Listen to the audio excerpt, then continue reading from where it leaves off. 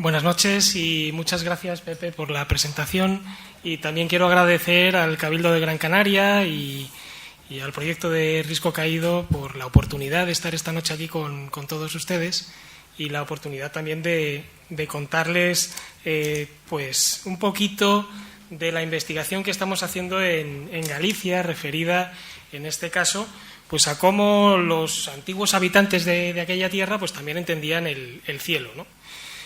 Como ha dicho Pepe, yo hace tiempo estuve viviendo aquí en Canarias, en concreto en Tenerife, pues porque comencé haciendo investigación en el Instituto de Astrofísica de Canarias, formándome en las últimas etapas de esta formación, pues por ejemplo realizando una serie de cursos de doctorado.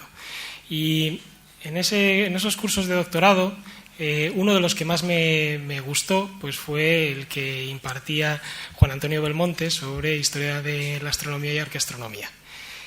Justo en ese año, por todos los años, pues solía invitar a un destacado investigador de otro ámbito, normalmente del extranjero, a dar una parte de este curso, de una semana de duración, la participación de esta persona, en la cual pues hablaba pues de su investigación principal, ¿no? Y en este caso, aquel año pues fue Clive Ruggles, que también está aquí. Y entonces, como era el año en el que yo hice aquel curso, pues me ha parecido curioso además que estuvieran los dos aquí, porque al final del curso se hizo una ronda de debate con los alumnos, y una de las cosas que les pregunté a ambos es que, bueno, a mí me había parecido el curso fascinante, todas las cosas que me habían contado, pero veía una laguna. Y era una laguna, sobre todo en la investigación o en los resultados que nos habían contado sobre la edad del hierro, sobre todo la edad del hierro en la parte, digamos, norte de la península o en el continente europeo. Es decir, lo que normalmente conocemos como el área celta, ¿no? Entonces, ellos me dijeron que, bueno, que efectivamente había algo hecho, pero que lo que había hecho, pues que no tenía mucho empaque, o que faltaba mucha evidencia, que había que hacer un trabajo mucho más potente y demás, ¿no? Y no les voy a contar que yo es que haya hecho todo ese trabajo y que entonces vengo aquí a darles ya la solución, sino que es una de las motivaciones, pues cuando uno ve un pequeño hueco por donde decir, bueno, pues esto no está investigado, pues vamos a ver por qué y a intentar ir detrás de ello, ¿no? Lo que ven aquí detrás, esa foto en rojo con el sol, en este caso es una puesta de sol sobre una montaña. Esa montaña es el punto característico, la montaña sagrada, por así decir, de Santiago de Compostela. Es el Pico Sacro, tiene ese nombre. Y aquí lo que estamos viendo es la puesta de sol en el solsticio de verano desde un castro de la Edad del Hierro. No está del todo excavado, pero se sabe que ahí había una ocupación, hay una serie de viviendas, y desde esas viviendas pues se podía ver la puesta de sol en el día del solsticio de verano ocurrir precisamente sobre esta montaña. ¿Y esto es algo importante o es algo simplemente que ocurre ahí porque desde algún sitio se puede ver y entonces ocurre que ahí hay un castro? Bueno, pues esta es una pregunta que nosotros nos planteamos. ¿Y por qué? ¿Y basado en qué? Bueno, pues nos basamos en que para las fuentes históricas, las gentes que habitaban estas zonas, pues parecen hacer ciertas cosas que tienen que ver con el cielo. Por ejemplo, Estrabón nos dice que algunos mencionan que los galaicos son ateos, pero los celtíberos y sus vecinos del norte rinden culto a un dios sin nombre, danzando durante la noche a las puertas de las casas durante los plenilunios. Es decir, algo se hace enfrente de las casas, una fiesta, según lo que nos están contando, en la luna llena. Bueno, pues podríamos pensar que es algo como esto, ¿no? Esto que están aquí haciendo los de la aldea de Astérix. Al acabar la historieta, pues siempre hacen una fiesta, y en este caso además presidida por el plenilunio, ¿no? O sea, estamos viendo algo parecido a lo que nos está contando Estrabón. Pero tiene algo que ver. Bueno, precisamente Astérix, en otra historieta, Astérix en Lutecia, pues cuando tienen que salir de París, siguen al dios Belenos, que según lo que dice aquí Astérix, nos guía, nos indica el camino que tenemos que seguir. Y Obélix le dice, eso está muy bien. Bueno, pues esto era algo que hiciesen lo que nosotros conocemos o lo que a veces llamamos como celtas. Esto es a lo que queremos responder, porque una cosa es que esto nos aparezca en un cómic y otra cosa es que esto realmente haya sido así, ¿no? Pero antes de empezar y de meterme un poquito más en situación, me gustaría contar o comentar qué es esto que nosotros mencionamos como los celtas.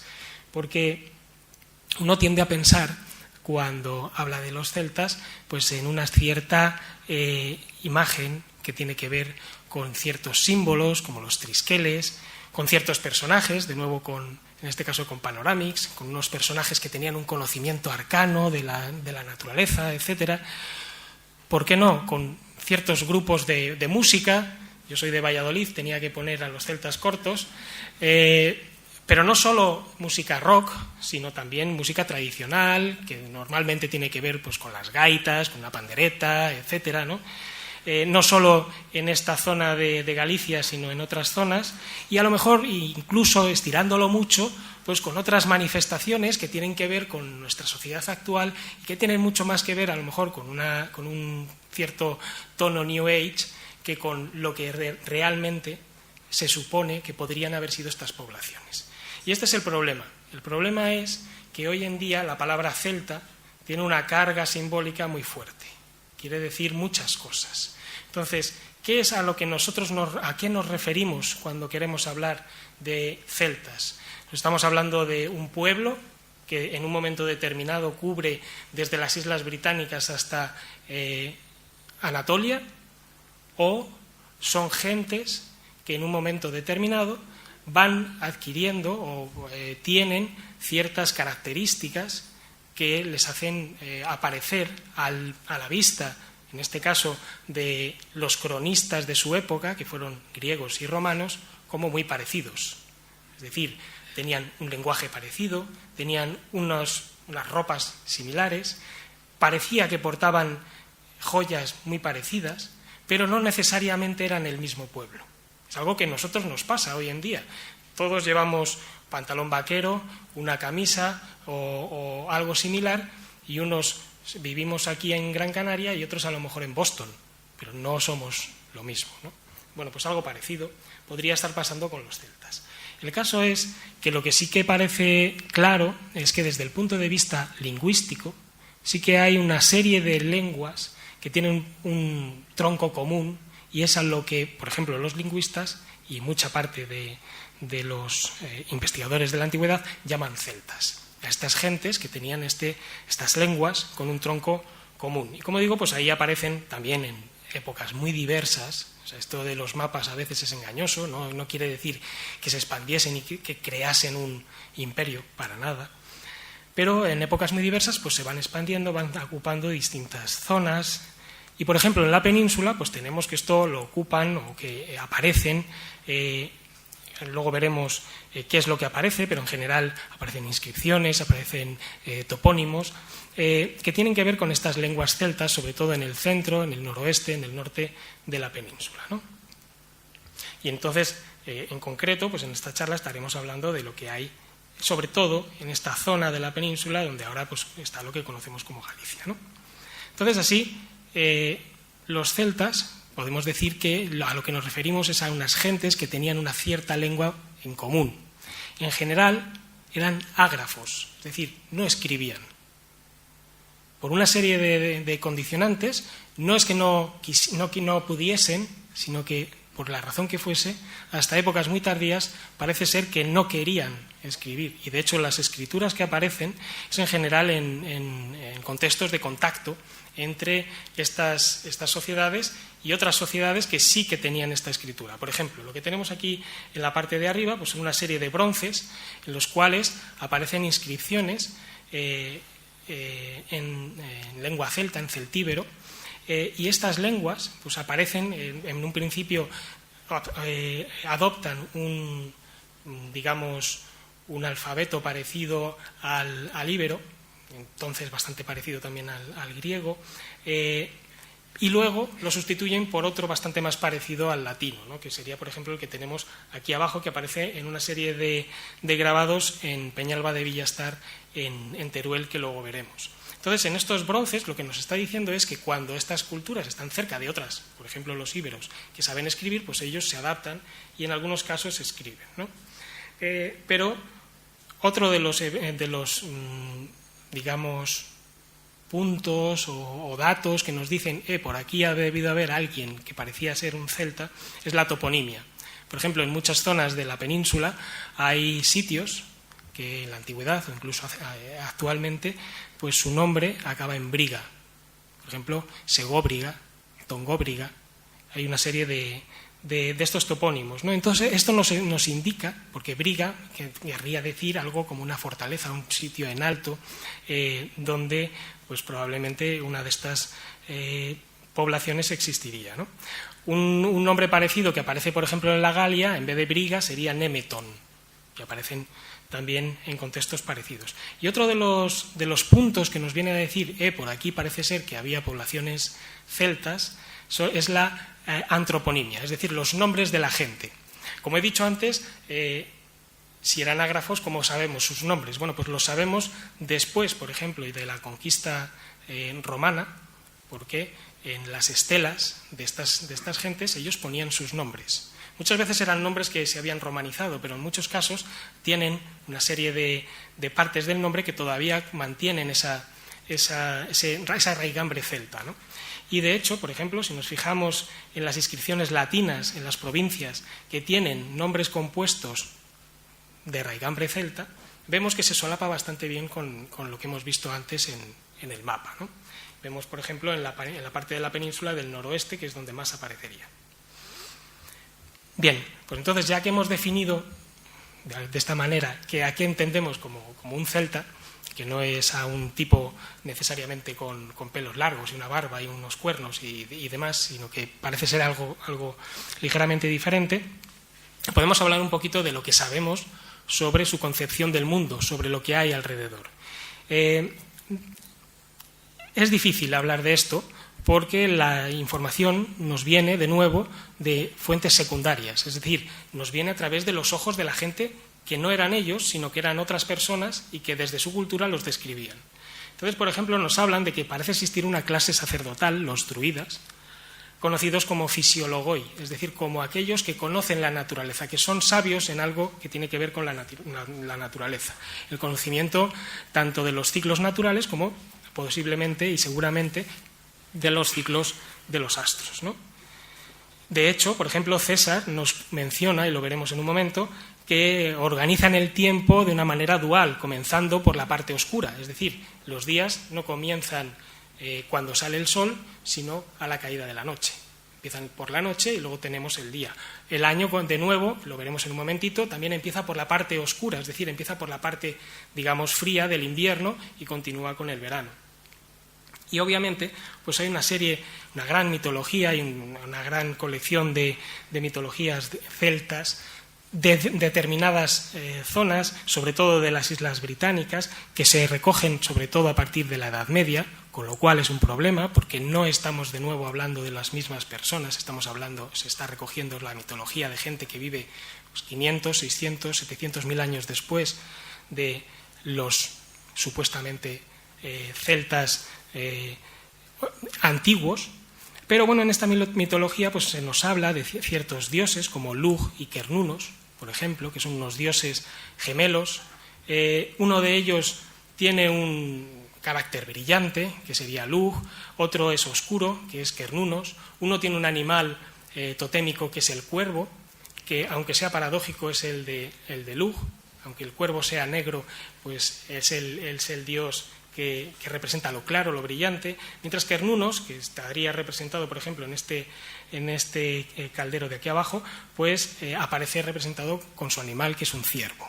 Y los ciervos pues tendrán algo que ver también con lo que contaré en un momento, ¿no?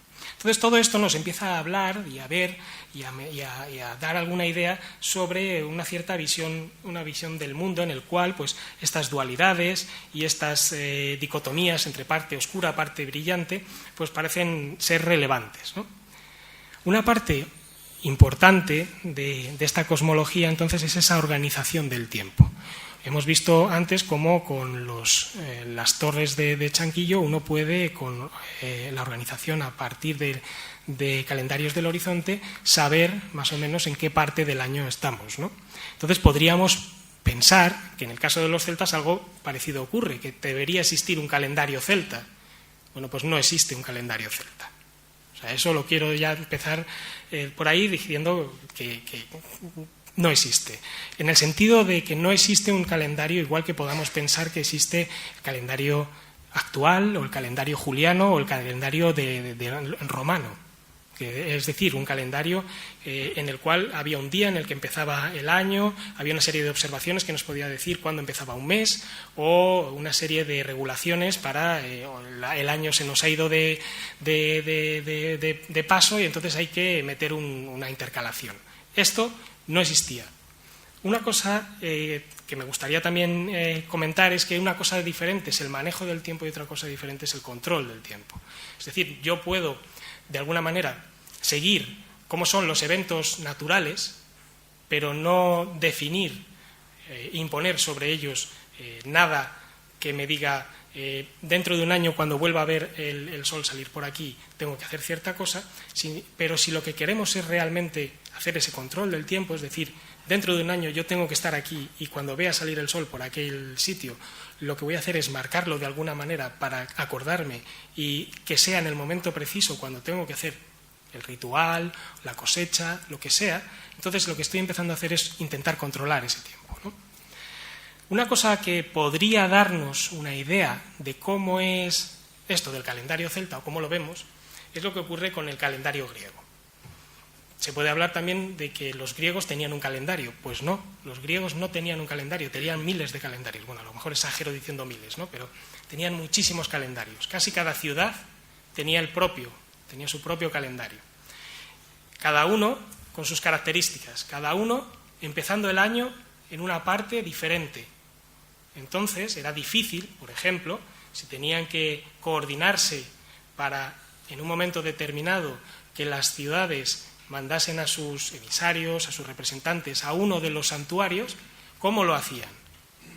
Si cada calendario iba como funcionase, y además eran calendarios que muchas veces eran calendarios lunares, que implica un desfase, por ejemplo, con respecto a las estaciones. Bueno, pues una forma de hacerlo era proponer ciertas observaciones. Cuando veáis en el cielo ciertas cosas, cuando pase tal cosa, entonces es cuando te tienes que poner en camino para ir hacia Delfos, por ejemplo, etcétera, ¿no? Entonces, existen mecanismos de coordinación para cuando tienes una población en un territorio extenso, con cada uno con su propio sistema de manejo del tiempo, de control del tiempo, perdón, para reunirte, ¿no? Entonces, en el calendario celta vendría a pasar algo parecido. Veremos ahora algunos textos que nos hablan de cómo era ese control del tiempo. Bien, Julio César nos dice que los galos determinan todos los periodos del tiempo por el número no de días, sino de noches. Es decir, comienzan a contar los días a la caída del sol. Y en una observación de los festivales y los comienzos de los meses y los años, el día sigue a la noche. Vale. Plinio, unos cuantos años más tarde, habla, por ejemplo, de que podrían existir otros tipos de ciclos, no solo los ciclos de los días y de los meses, sino que hablando, por ejemplo, de estos fisiologoi, de estos druidas, pues habla que una de las plantas que les era muy interesante encontrar, pues era el muérdago, ¿no? Y dice, se encuentra rara vez sobre el roble y cuando se encuentra se recoge con gran ceremonia. Y particularmente en el sexto día de la luna, es decir, ya nos están diciendo que seguían las lunas, el cual para estas tribus constituye el comienzo de los meses. Según Plinio, había meses, probablemente, que tenían que ver algo con la luna. Y los años, es decir, otro grupo de manejo de tiempo un poquito más grande que lo pusiera en relación probablemente con el sol, ¿no? Con los ciclos solares. Y tras 30 años de una nueva generación, ya que entonces se alza con fuerza y no con la mitad de su tamaño. Es decir, y otro grupo de años de conteo de tiempo sería 30 años. Es decir, tenemos un esquema de contar días, contar meses, contar años y contar siglos, pero siglos que en vez de tener 100 años tendrían 30 años, por la razón que sea, ¿no? Esto es lo que nos está contando Plinio. Vale.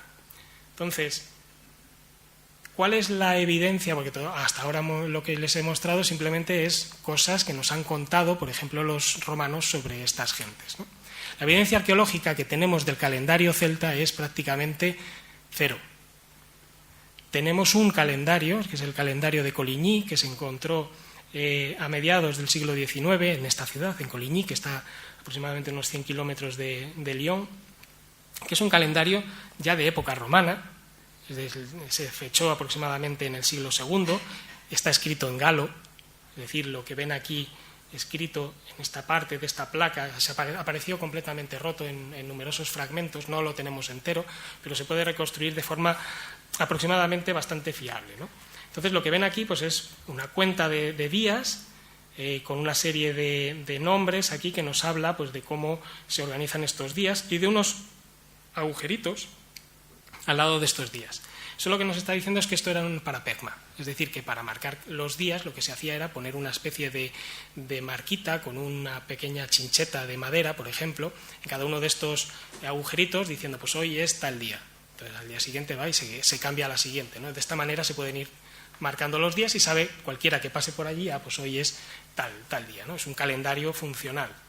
Entonces este calendario funcional nos dice que los meses, en este caso, eran entre 30 y 29 días, es decir, de forma alterna teníamos un mes de 30 días, otro de 29, de esta manera pues se iría ajustando a un calendario lunar aproximadamente, haciendo un mes promedio de 29 días y medio, ¿no?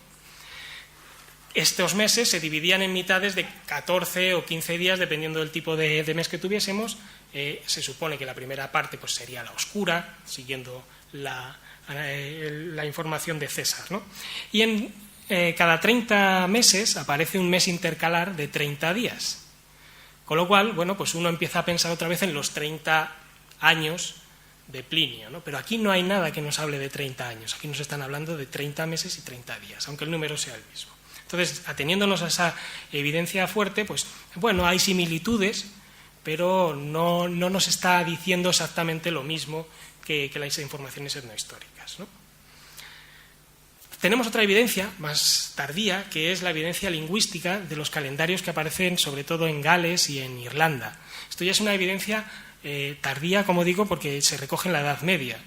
En esas evidencias se nos habla de que se divide el año en dos mitades, que comenzaría en invierno, este invierno duraría aproximadamente entre noviembre y enero, estaría por ahí el comienzo del año, una primavera que iría de febrero a abril, un verano que iría de mayo a julio y un otoño de agosto a octubre para volver a comenzar el año de nuevo en este invierno que empezaría hacia finales de octubre, primeros de noviembre, ¿no?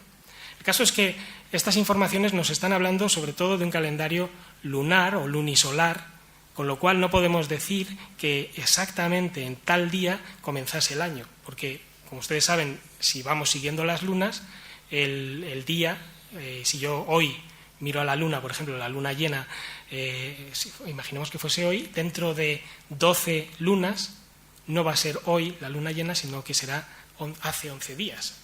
Habría sido la luna llena, ¿no? Entonces hay ese desfase de 11 días, con lo cual, si yo voy siguiendo la luna, pues no voy a ver el comienzo del año exactamente en el 21 de mayo nuestro, sino que lo veríamos bailar dentro de nuestro propio calendario, en ciertas fechas, ¿no?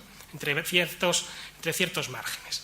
Sin embargo, con la llegada de la cristianización, sobre todo a Irlanda, pues se fosiliza este calendario de forma que se transforma o se lee desde un punto de vista cristiano, llevando estas fiestas pues, al 1 de noviembre, al 1 de febrero, al 1 de mayo, al 1 de agosto, ciertas fechas que les sonarán, pues, por ejemplo, el 1 de noviembre, el Samaín, o pues, por ejemplo, ahora en Galicia se celebra muchísimo con este nombre, Samaín, porque se ha recuperado una cierta fiesta de hace tiempo que se hacía, que invoca ciertos paralelismos con este Samaín, ¿no? Entonces, bueno, por eso ese comienzo intentando romper un poco la imagen de lo que ahora vemos como un celta y lo que realmente podría haber sido. Tenemos todo un colchón de informaciones y de tiempo hasta llegar a tocar a aquellos celtas del pasado, ¿no? Y entonces lo tenemos que hacer con relativo cuidado. Vale. Entonces, el calendario celta, como he dicho, no existe. hay esos problemas de interpretación. Tenemos esas fuentes antiguas, esa lingüística tardía, y nos gustaría saber cuándo se hizo esa interpretación cristiana y cómo se hizo, ¿no? Entonces vamos a ir viendo algunas de estas cosas. Por ejemplo, hay un salto bastante amplio entre las fuentes, digamos, fuertes que tenemos de la arqueología, el calendario de Coligny y otro calendario que no les he mencionado, que aparece cerca, pero que está tan fragmentado que prácticamente no nos da información. Por eso solamente he comentado que había uno.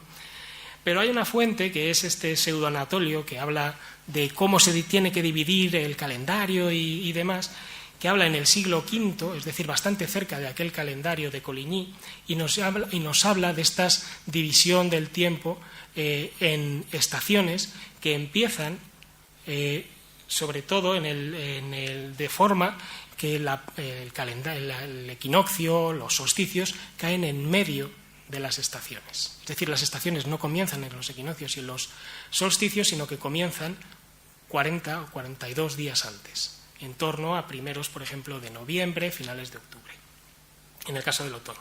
Entonces, ya solamente tenemos un pequeño salto de apenas 3 siglos para cubrir entre unas evidencias y otras. Bueno, pues ya es bastante menos, ¿no? ¿Cuál es a dónde estamos llegando con todo esto? Bueno, pues que tenían probablemente un calendario lunisolar, con festividades móviles, probablemente como pasa con nuestra Pascua, que sigue todavía la luna. Y que nosotros estamos viendo, si vemos algo actualmente en los trabajos etnohistóricos, pues una versión fosilizada, posterior a cómo se vio ese calendario, ¿no? Entonces, como he dicho antes, con el caso de los griegos podría haber esos problemas, por ejemplo, para mantener reuniones. Pues sabemos que por ejemplo, los druidas celtas, así nos lo mencionan tanto César como Plinio, pues se reunían en el bosque de los Carnutes y tenían que hacerlo en un determinado momento. Si cada uno seguía su calendario, ¿cómo lo hacían? Bueno, pues soluciones. Estos druidas tenían un conocimiento arcano y entonces ellos sabían cómo hacerlo. Bueno, ok, de acuerdo, pero ¿cómo?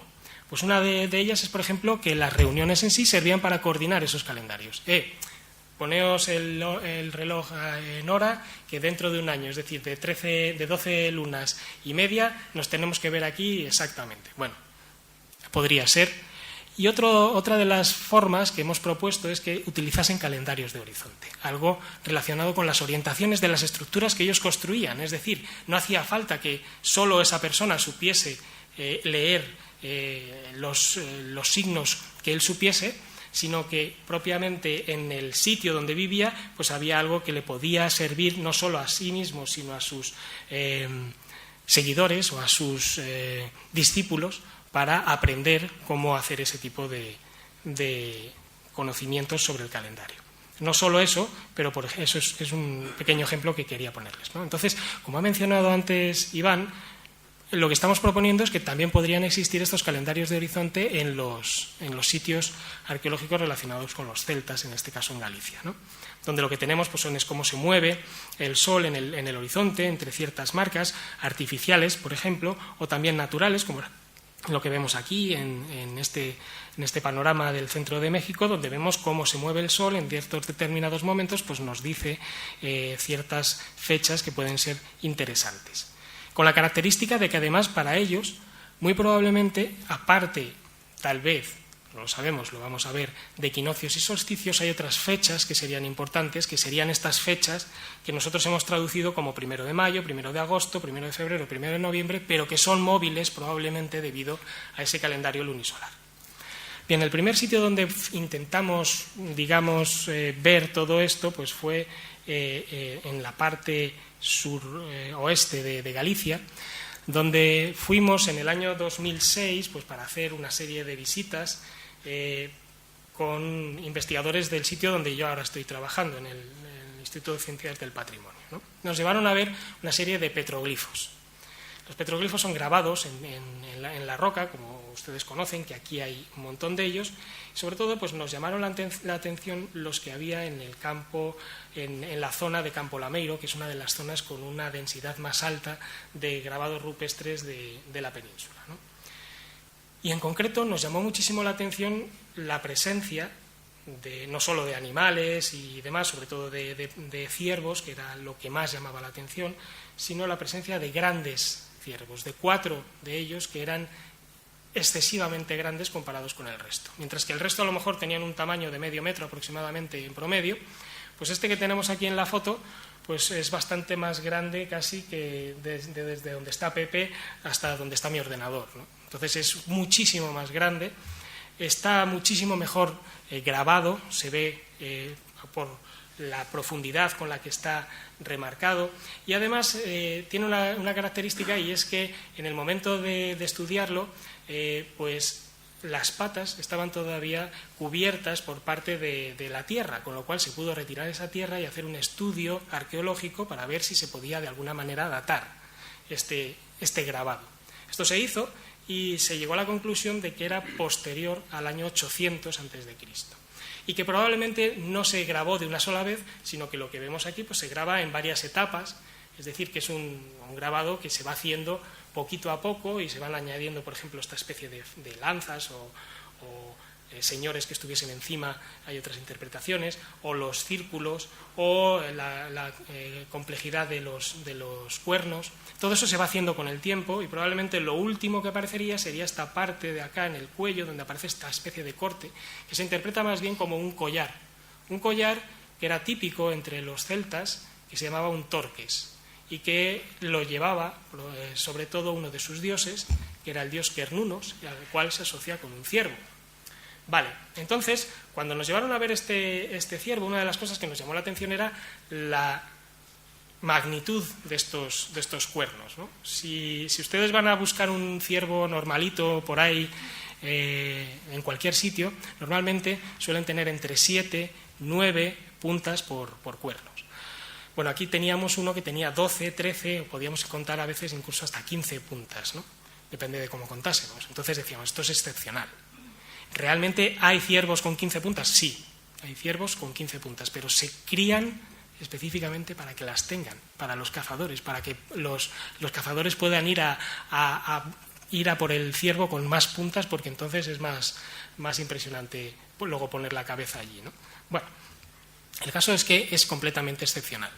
Y lo interesante era que, bueno, pues podíamos hacer algún tipo de cuenta, y entonces pues aparecen 12 por un lado, 12 puntas por el otro, y uno puede empezar, bueno, 12, como veíamos antes, un número relacionado con las lunas, o con las lunas que hay en un año, una cuenta lunisolar, pero es que además, si contábamos las 3 puntitas de arriba, pues podía haber 30 marcas, que también es el número de días en un mes, con lo cual, bueno, pues parecía algo interesante, simpático.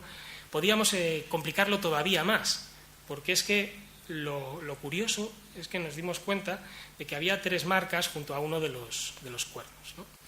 Y bueno, no nos dimos cuenta nosotros, se habían dado cuenta los arqueólogos, pero ellos no lo interpretaban como parte del grabado, y si nosotros contásemos las marcas, empezando desde donde están las 3 marquitas, pues podríamos contar 12, más 1 que tenemos aquí, más otros 12, es decir, contamos 3 veces. De esta manera teníamos 37. Y diréis, bueno, ¿y 37 qué me dice? Bueno, pues los ciclos anual del Sol y mensual de la Luna es muy difícil de casar uno con el otro, lo que hemos dicho antes, ¿no? O sea, si yo junto 12 meses lunares, me quedo 11 días corto con respecto al año, y si junto 13, pues me paso 18. Entonces, ¿hay alguna manera de ajustar uno con el otro? Pues la manera más sencilla es contar 37 meses. Si nosotros contamos los días que hay en 37 meses, tendríamos estos días de acá, unos 1092 días. Si contamos el número de días que hay en 3 años, bueno, pues se me desajusta por 3 días. Venga, me vais a dejar que por 3 días la cosa me ajuste bastante bien, ¿no? Es la manera más sencilla de ajuste. Entonces decíamos, bueno, pues es simpático, interesante, es un solo caso. Enfrente, ¿qué es lo que hay enfrente? Porque esto es una laja que está en el suelo, ligeramente inclinada, y enfrente pues tiene todo el valle de Campo Lameiro, que está lleno, repleto de grabados. Bueno, pues lo que hay enfrente es esto que tenemos aquí. Es un paisaje en el cual pues destaca sobre todo esta montañita y la ladera de enfrente. Y lo interesante es que en la ladera de enfrente aparecen las dos únicas inscripciones que hay en todo Campo Lameiro. Os puedo asegurar que prácticamente no hay roca que esté libre de haber sido grabada, pero las únicas que tienen algún tipo de inscripción son estas dos. Y en las cuales, pues de una forma un tanto rudimentaria, lo que se lee es Divi, Divi. Es decir, esto ya es muy posterior, es de época ya romana, pero está escrito por alguien que ha aprendido a escribir de una manera todavía rudimentaria, ¿no? ¿Por qué? Lo sabemos. Pues, por ejemplo, fijaos, en esta D de acá está dada la vuelta. Y además están hechos para verse desde arriba. Tienes que subirte encima de la roca para poder ver la palabra esta, Divi. ¿Y qué quiere decir Divi? Pues podría estar relacionado con a los dioses, a los divinos. ¿Hay algo que pase por aquí, por enfrente de este horizonte? Bueno, pues sí, en esta zona hicimos medidas, también porque nos dijeron, pues fijaos, por allí tenemos estas dos rocas, que luego fuimos para allá y era un infierno llegar hasta estas rocas, porque estaban llenos de zarzas, de tosos, y lo que vimos fue que por ahí podrían estar el Sol y la Luna en ciertos momentos del año, las salidas más hacia el sur, tanto del Sol como de la Luna en la época, ¿no? Entonces, bueno, tiene que quedar claro que esto no es un observatorio, ¿eh? No estamos diciendo que esto lo hiciesen para marcar con precisión unas ciertas fechas a lo largo del año, sino que de alguna manera era importante relacionar este grabado, donde aparece esta cuenta posiblemente lunisolar, con los dioses, tal vez relacionando con el Sol y la Luna en el horizonte, ¿no? De forma interesante, bueno, pues se hizo las observaciones de por dónde salía el Sol en el solsticio de invierno y la Luna, que se ve fatal porque había varias nubes, pero sale por donde se suponía que tenía que salir. Claro, nosotros cuando estábamos allí, todo esto en una conversación distendida, sí les preguntamos, bueno, vamos a ver, esto para hacerlo un poco más serio, ¿hay más ciervos de estos grandotes con un montón de cuentas en los cuernos? Y nos dijeron, sí, aquí arriba hay otro. El problema que había con ese de ahí arriba, el otro, era que estaba en medio de un bosque de eucaliptus y entonces no podíamos ver el horizonte. Cuando hicimos una reconstrucción de ese horizonte que se veía, pues lo que veíamos es que desde donde estaba este otro ciervo también aparecían marcados ciertos hitos en el horizonte donde se resaltarían el solsticio de invierno y la salida más hacia el sur de la Luna, ¿no?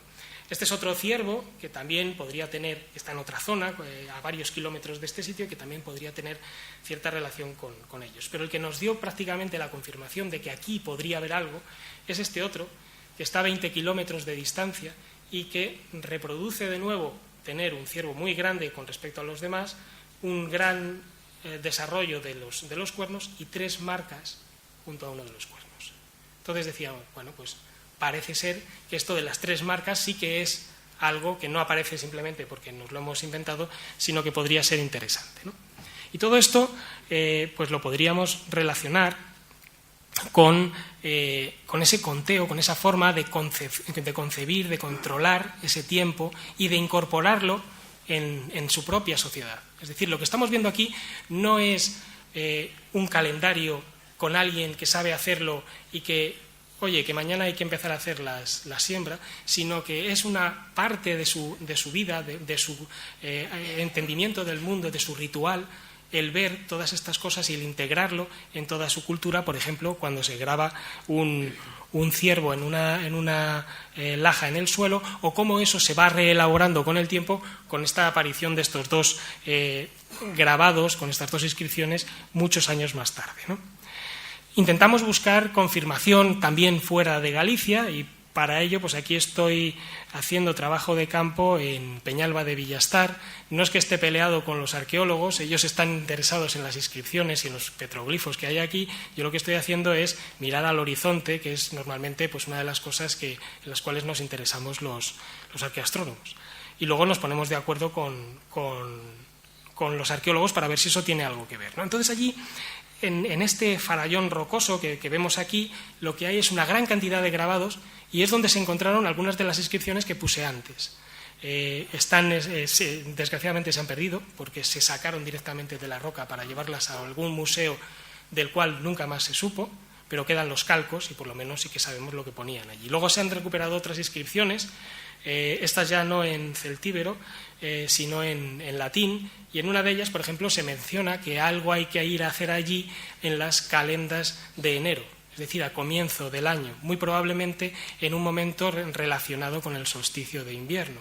Pero también se nos habla de las calendas de noviembre, es decir, del principio de noviembre, algo que podíamos relacionar antes con el calendario celta. Y esto es algo de lo que veíamos en cómo se movía el sol en algunos de los hitos del horizonte, de nuevo buscando esos calendarios de horizonte. Otro de los sitios donde buscamos a ver si es que había algo es un sitio paradigmático en el norte de Portugal que se llama Panoias, donde están estas rocas, también de una historia intrincada y difícil, porque tiene esta serie de piletas rectangulares, hay una serie de escaleras, hay unas inscripciones también en latín, es decir, que son sitios que se revisitan y se releen y se reinterpretan a lo largo de mucho tiempo, ¿no? Y los dos sitios principales, cuando se midieron las orientaciones, también estarían relacionados tanto con la salida del sol en el solsticio de invierno como con la salida más hacia el sur de la luna, las mismas que teníamos en el otro sitio. Con lo cual, podríamos estar empezando a rascar un poquito y a ver que efectivamente estos momentos parecían ser interesantes. Hay únicos, por ejemplo, los toros de Guisando, que los investigó Juan Antonio Belmonte hace unos años, en los cuales se ve que están mirando probablemente hacia la salida del sol en torno al equinoccio. Digo que son únicos porque probablemente sean los únicos que están todavía in situ. Hay cientos de toros, como los toros de Guisando, berracos, de la cultura de los betones, pero prácticamente todos están desplazados. Están en plazas de pueblo, están utilizadas en las murallas de Ávila, están en museos, pero casi ninguno, están en eras, en tierras tirados, casi ninguno está en su sitio, únicamente los toros de Guisando, con lo cual no sabemos hasta qué punto esto pues sería un patrón. Nos gustaría ver, por ejemplo, si en todos estos berracos hubiese un patrón, pero como están desplazados no podemos hacerlo. Este es uno de los problemas en los cuales nos encontramos al estudiar a los celtas, y es que no existe lo que los arqueólogos llaman un fósil director. Es decir, no podemos tomar las orientaciones de un dolmen o de 50.000 dólmenes y ver a ver si todos están mirando en la misma dirección. No podemos tomar las orientaciones de los berracos y ver si todos están mirando en el mismo sitio. Hay dos excepciones que veremos en un momento. Lo que sí que podíamos ver, por ejemplo, es decoración, en este caso de plaquitas de Numancia, donde de nuevo aparecerían estas cuentas de 12, 13, 12 del número 37, aquel que veíamos, ¿no? Entonces, bueno, todo esto nos decía que, bueno, pues parece que existe algo, que estáis rascando algo, pero ¿hasta dónde podemos llegar, ¿no? Bien, en Galicia hay cientos, por no decir miles, de castros. Los castros eran los espacios de habitación donde vivían estas gentes, las gentes que vivían antes de la conquista romana y luego posterior incluso a la conquista romana, ¿no?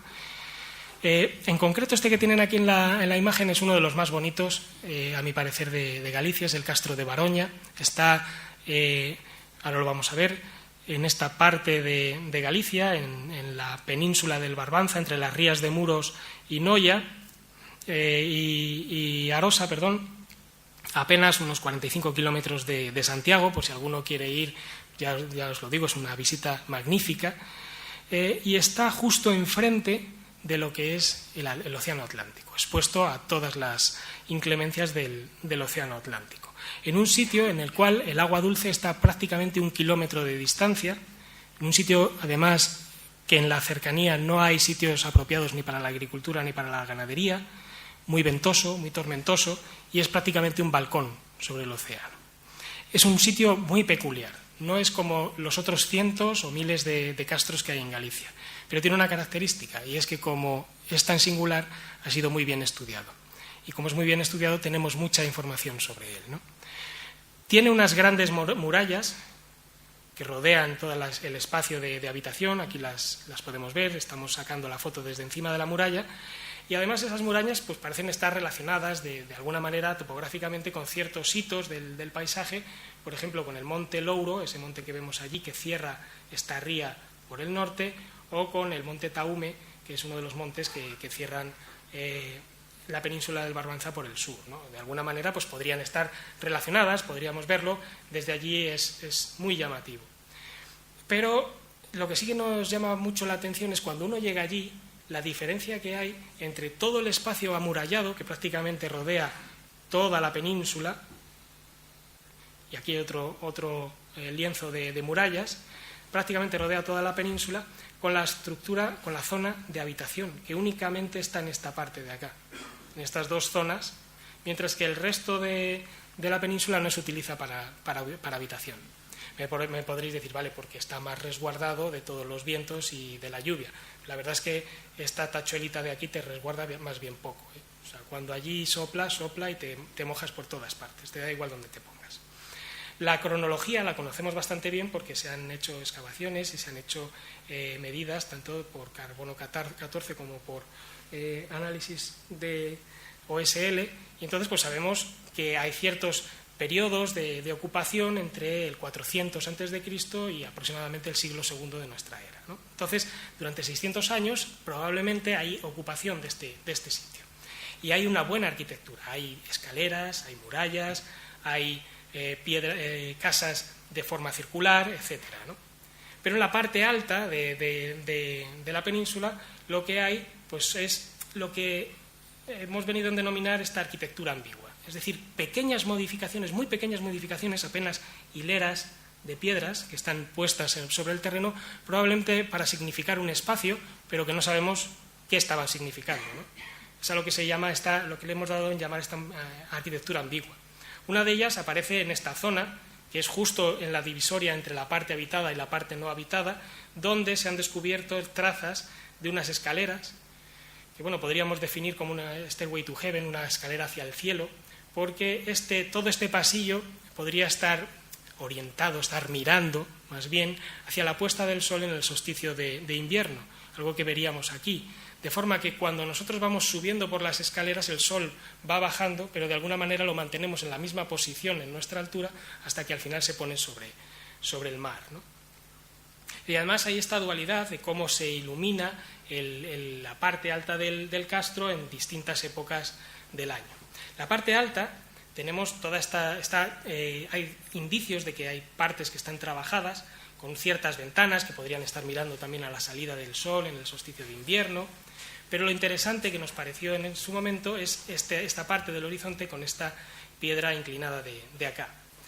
Lo que se ve desde aquí es estos dos montes, el monte Gurita y el monte Ensa. El monte Ensa es el más alto de toda la península del Barbanza, y el monte Gurita pues, es un monte cercano en el cual es el único que en las cercanías tiene petroglifos grabados. Y además es el único en toda la península y de los pocos en toda Galicia que tiene un grabado que es un soliforme. Es decir, que tiene un sol, un circulito con rayas. Vale, pues bien, ¿y qué? Vale, pues el sol en el día del solsticio de verano sale precisamente por esta zona, donde hemos visto, donde les he mencionado, luego veremos que está ese grabado, y ilumina esta roca. Y en esta roca, como ven aquí, hay una serie de marcas, de líneas, que según el sol va subiendo, la sombra va bajando de forma prácticamente paralela a estas líneas. Lo cual pues, nos pareció también muy significativo y curioso, ¿no? Y resulta que precisamente en torno al 1 de mayo el sol sale por la cima de la montaña más importante vista desde el castro, del monte Ensa. Es decir, de nuevo tenemos esta relación entre solsticios y posiblemente una de las fiestas relacionadas con estas festividades celtas, ¿no? Desde donde está el propio grabado, aquí veis esta es la laja donde están los grabados de estos ciervitos y el solete, pues se ve también el monte Louro, y resulta que el sol se pondría en el solsticio de verano, esto todavía no hemos sacado la foto, el año que viene os lo podré mandar, eso espero, de la puesta del sol justo en la zona donde está la unión entre el mar y el monte Louro, ocurriendo posiblemente la puesta más hacia el norte de la luna sobre el propio monte, ¿no? Pero es que además, donde están los grabados es la primera zona, según subes por esa ladera, desde la cual se ve el castro de Baroña, en una zona en la cual, cuando se pone el sol en torno al 1 de febrero, lo que veríamos sería prácticamente un camino de luz proyectado sobre el mar, indicándonos dónde está el castro. ¿Estamos diciendo que todo esto se ha hecho al mismo tiempo? Probablemente no. Probablemente son cosas que se van incorporando con el paso del tiempo, la gente se está dando cuenta de todas estas relaciones y en algún momento se significan pues, con unos grabados o con la construcción de este castro. Bien, como me estoy quedando sin tiempo y quiero llegar a la última parte, simplemente de mencionar aquello que veíamos del dualismo, pues que también aparece en este castro, ¿no? Una parte monumental, construida, otra natural, una parte que se ilumina sobre todo en el invierno, otras más en el verano, que es algo que aparece en la literatura sobre las ideas del mundo que podían tener estos pueblos en el pasado, donde era muy importante, por ejemplo, una relación entre 3 niveles del mundo. Un nivel superior, donde estarían los seres, digamos, lo que nosotros entenderíamos como los dioses, los seres sobrenaturales, un nivel intermedio donde estamos nosotros, la gente viva, y otro nivel inferior, probablemente acuático, en el cual vivirían pues, los seres del inframundo. Si nos fijamos, precisamente Baroña sería prácticamente un interconector entre todos estos mundos, porque está en una zona en la cual pues, la conexión entre el cielo, el mundo de los vivos y el mundo del inframundo pues, prácticamente es evidente, ¿no? Pero es que además existen menciones, de nuevo medievales, de ciertos observatorios oceánicos como puntos de comunicación con el más allá, con el paraíso. Viajeros que se van a una cierta isla, por ejemplo, tenemos aquí al monje Trecenzonio, que habla de una Galicia desierta. Desde el faro de Brigantium, la torre de Hércules, pues vio la gran isla del solsticio y se va hacia ella, porque le gusta tanto que quiere llegar a ella. Cuando vuelve, para él solamente ha estado 7 días, pero para el resto de Galicia ha pasado mucho tiempo y la encuentra completamente transformada. Es decir, esta concepción de estos ámbitos de cambio y de relaciones, por ejemplo, con el cielo y demás, están ahí, y creemos que en el caso de Baroña pues lo hemos podido constatar, ¿no? y ver. Y es algo que solamente aparece, por ejemplo, en los castros y en este caso en Baroña. Bueno, pues es curioso, y creemos que es relevante, que de las primeras ciudades romanas que se fundan en esta parte, en el noroeste de la península, al final de las guerras cántabras por los generales de Augusto, las 3 que se fundan con el nombre Augusta, es decir, Astúrica Augusta, la actual Astorga, Lucus Augusti, Lugo, y Brácara Augusta, Braga, las 3 tienen prácticamente la misma orientación. Están construidas de forma que sus calles pues tienen prácticamente la misma disposición sobre el terreno y estarían relacionadas, posiblemente, con la salida del sol en torno al 1 de mayo. Algo que ocurre, por ejemplo, también en otra ciudad que tiene un topónimo Briga, que es Segóbriga, que está en el centro de la península y donde pudimos sacar la foto porque los restos romanos están mucho mejor conservados que en las otras 3, ¿no? ¿Y esto es significativo dentro de las ciudades de Augusto? Pues realmente no tanto, porque lo que hemos visto es que muy probablemente tengan más que ver con solsticios y equinoccios que algunas que pueden tener que ver con estas fechas en torno al 1 de mayo. Antes decía que no teníamos estos fósiles directores. Efectivamente no los tenemos porque otro elemento, aparte de estos berracos, podrían ser los llamados guerreros luso-galaicos, pero desgraciadamente, y lo mismo que pasa con los berracos, pues también están fuera de su sitio original, ¿no? Entonces, otra de las cosas que podemos hacer es intentar investigar esto a partir de algo más cercano. Es decir, de qué ocurre justo en el momento de la cristianización, cuando, por ejemplo, lo que veíamos antes, se fosilizaba ese calendario, ¿no? En Galicia hemos investigado las orientaciones de cerca de 30 iglesias del comienzo de la cristianización y prácticamente todas, la orientación que tienen es la supuestamente canónica, la este-oeste, es decir, con el ábside de la iglesia mirando hacia el este. Hay unas poquitas que no, y en uno de los sitios donde tenemos que no ocurre esto es en este sitio de aquí, de Orense, donde se rinde culto a Santa Marina para todos, o Margarita, que también se le puede llamar de este nombre. De hecho, allí lo que se rinde culto es al martirio de esta santa. Y me vais a permitir que os lo cuente de forma muy resumida. Santa Mariña se supone que era una joven en tiempos romanos que, bueno, pues recibe las doctrinas cristianas siendo muy pequeña de su ama de cría, ¿no? Cuando crece, pues pasa al lado por donde ella vive el jefe del presidio romano de la zona, que se llamaba Olibrio, este buen hombre o este señor. Olibrio queda encantado con la chica y entonces le dice que se case con ella, que se case con él. La chica dice que no, que ni te lo pienses, y entonces él dice, pues si no te casas conmigo no te casarás con nadie. Entonces lo que hace es llevarla al presidio, a un castro, y entonces allí la tiene para ver si ella cambia de idea. La chica sigue en sus 13, no cambia, y entonces empieza a martirizarla. Lo primero que hace es meterla en un horno para ver si quemándola pues la convence. Obviamente no la convence. De hecho, la salva San Pedro de que se muera en el horno, la saca por la chimenea del horno y la lleva a unas pilas para que se refresque y se le pasen los sofocos, ¿no? El caso es que Olibrio, cuando se entera, dice, pues hasta aquí hemos llegado, hay que cortarle la cabeza. Y manda a cortarle la cabeza da 3 botes y de forma milagrosa en este sitio brotan 3 fuentes, ¿no? Y bueno, pues su cuerpo se supone que se recoge y se entierra en algún sitio.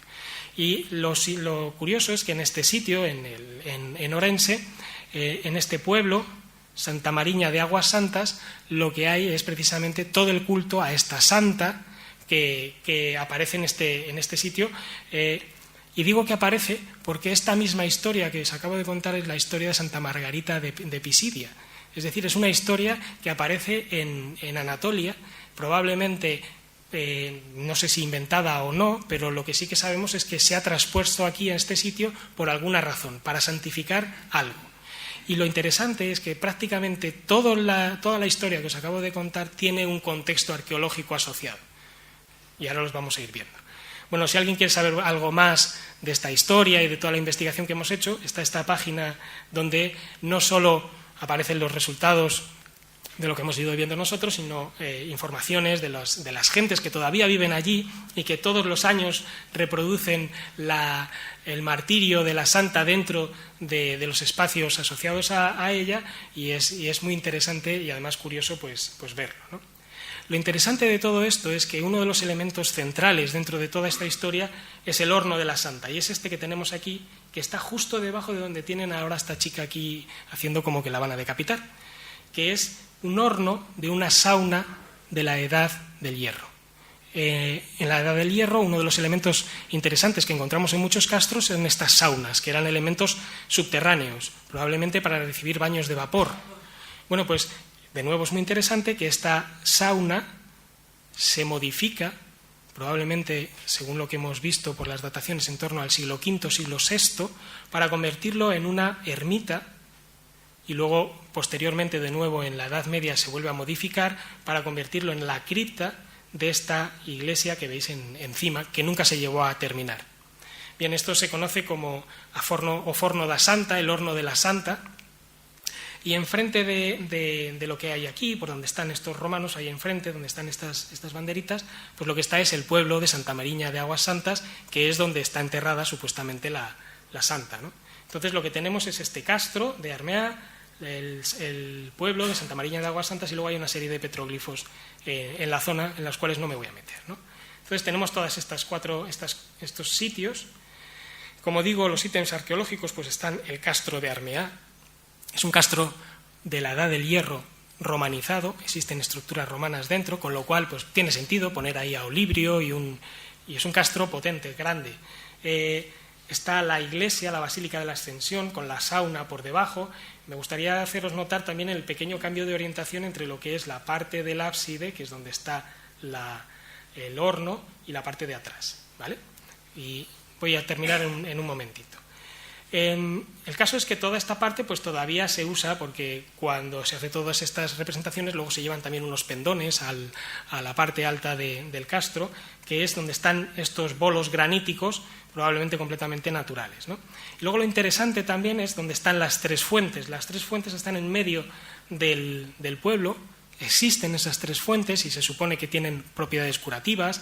La más santa, por así decir, es la que está dentro de la capilla de Santo Tomás, es uno de los santos a los que se rinde culto allí, aparte de Santa Mariña, y el otro es San Blas. Vale, y lo último pues es este otro petróglifo en el cual no me voy a meter. Bien, ¿y qué es lo que ocurre con estas orientaciones y demás? ¿Hay algo astronómico en todo esto? Pues lo interesante es que se relacionan con esos santos locales. El ábside de la iglesia estaría mirando hacia la salida del sol, precisamente visto desde el propio ábside sobre la iglesia de Santa Mariña el 3 de febrero, que es el día de San Blas. Pero es que visto desde el propio Otero de Ospendons, lo que se ve es la salida del sol en el solsticio de invierno, por donde tenemos la capilla de Santo Tomás y la iglesia de Santa Mariña, es decir, donde está una de las fuentes, tenemos a un santo, Santo Tomás, que se celebra el 21 de diciembre, el día del solsticio, y por ahí sale el sol el día del solsticio visto desde el castro. Como digo, la orientación de la iglesia de la Ascensión es hacia la salida del sol, precisamente en torno al 2-3 de febrero, por donde está la iglesia de Santa Mariña, que está allí enterrada. Y además, pues, la luz entra, la puerta de la sauna ha sido modificada para que entre la luz en la parte interior de la sauna, y para acabar, la otra parte posterior de la iglesia, lo que veíamos que estaba ligeramente girado, está lo suficientemente girado como para que por allí se vea la puesta del sol el día 18 de julio, que es el día en que se celebra Santa Mariña. Es decir, ¿qué es lo que interpretamos que está ocurriendo aquí? Pues probablemente una sustitución de algo que se hacía anteriormente en esta zona relacionado con los solsticios y con estas fiestas, pues posiblemente relacionadas con principios de febrero. Y se sustituye por una santa que interpreta todo lo que hay alrededor girándolo. Es decir, en vez de a la salida del sol, que se relaciona en este caso con San Blas, con otro santo completamente diferente, con Santa Mariña, en este caso hacia el 18 de julio. De esta forma, pues hemos creído entender todo este paisaje, toda esta estructura, y lo que vemos pues es una lectura que nos lleva a lo que podrían haber entendido las gentes anteriores incluso a esta cristianización de este entorno, ¿no? Con esto me gustaría acabar diciendo simplemente que obviamente no puedo daros la respuesta de a qué es lo que hay en la edad de hierro. Existe esa relación, me la puedes decir claramente. Esto es donde estamos y seguimos trabajando, hay muchísimo trabajo.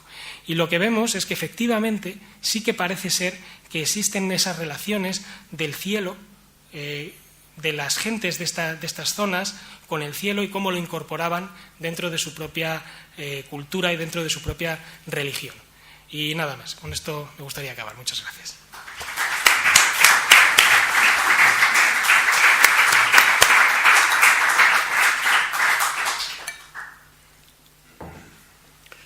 Bueno, si les parece, dejamos un 20 minutos, 15 minutos para algunas preguntas o algo que quiera aportar la gente. Iván, si quieres ponerte aquí también.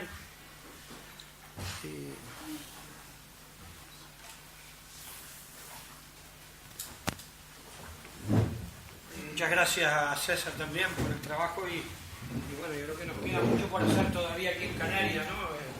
Viendo la experiencia de otros lugares. A ver si alguien tiene alguna pregunta, algún comentario. Primero el chico y después... Sí.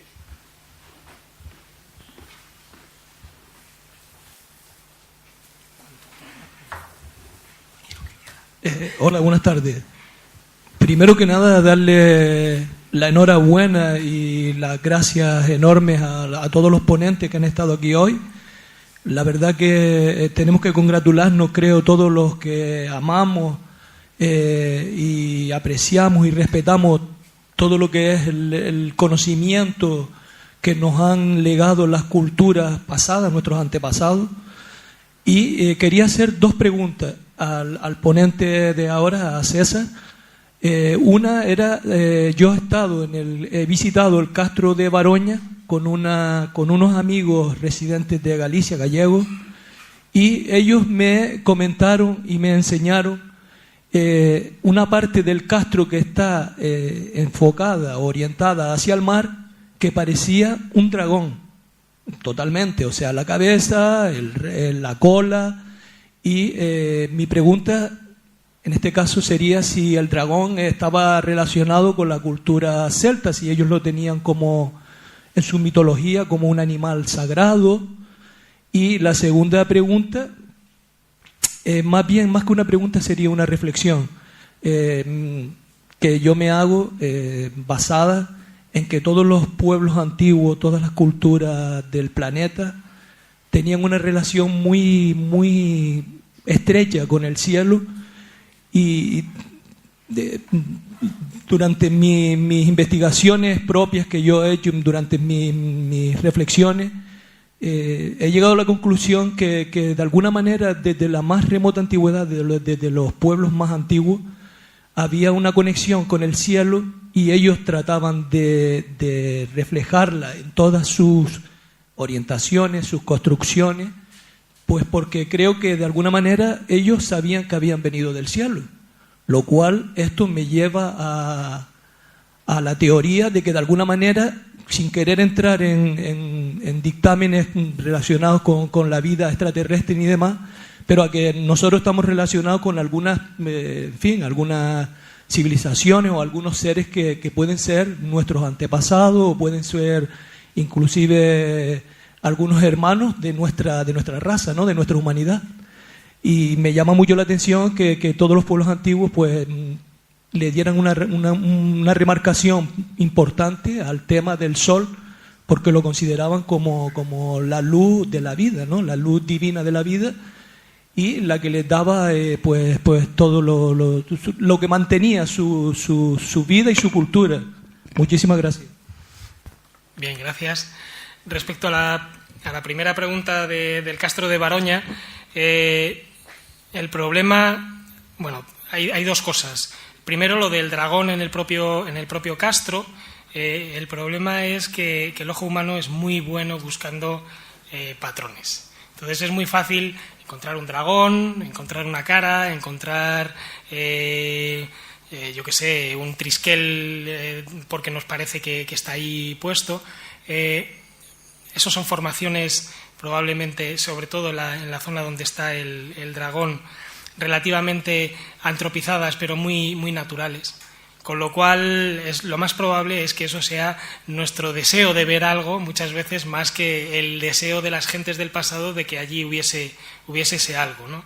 De hecho, entre los restos arqueológicos que se pueden relacionar con la Edad del Hierro en la propia Galicia, no hay evidencias de dragones.